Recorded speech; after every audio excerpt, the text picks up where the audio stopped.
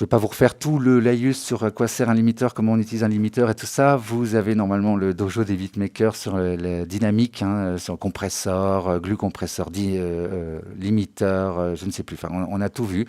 Donc effectivement, là, je vais vous parler plutôt des nouveautés. Ça se passe ici notamment. Ça, c'est vraiment intéressant.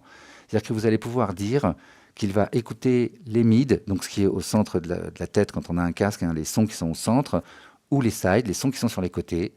Et du coup, limiter l'un ou l'autre, le premier qui dépasse le seuil, évidemment, c'est toujours pareil.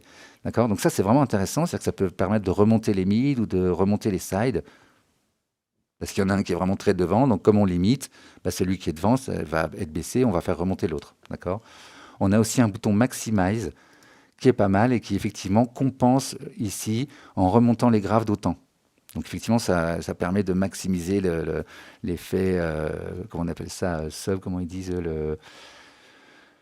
mince, les graves, quoi, le loudness, oui c'est ça, pardon, le loudness, je ne trouvais plus le mot. Et ce qui est intéressant quand on est en mode mid-side ici, c'est qu'on peut lier l'un et l'autre.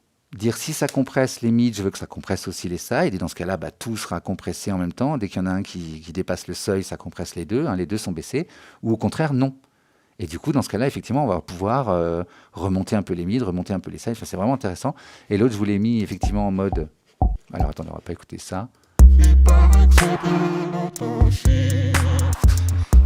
Ah oui, j'ai changé mes réglages ici. On va remettre l'autre, parce que c'est vraiment moins beau.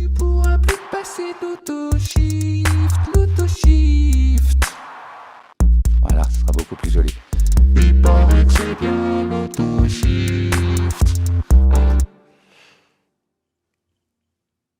Oui, donc le limiteur, j'étais déjà perdu, il y a trop de choses aujourd'hui. Donc le limiteur, effectivement, le mid-side, il vous met de façon plus claire de combien il a... Voilà, il vous le recalcule si vous cliquez dessus.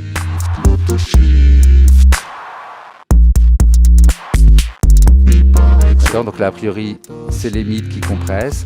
Et donc, il y a un mode left-right, qui est le plus standard, effectivement. Et là, pareil, on peut délinker, dire s'il compresse que la gauche, il ne baisse pas la droite. Hein, ça peut récupérer des problèmes de mix.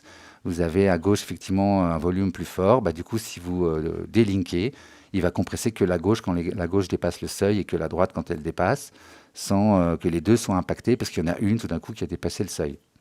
Bon, j'espère que je suis assez clair avec ça. Ce qui est intéressant aussi, vous avez vu le locket qui est beaucoup plus visible, on l'avait avant, hein, mais effectivement là c'est peut-être plus facile de l'utiliser. On a un release toujours pareil, ça n'a pas changé. Non, ce qui est très bien, c'est ce mode ici, là on en a un nouveau. Donc en fait le standard risque d'écrêter, risque de faire quelque chose de pas très joli.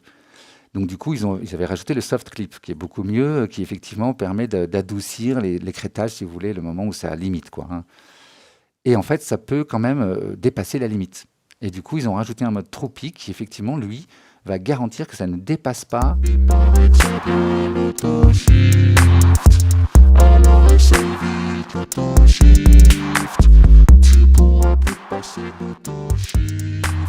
Si on regarde le master, effectivement.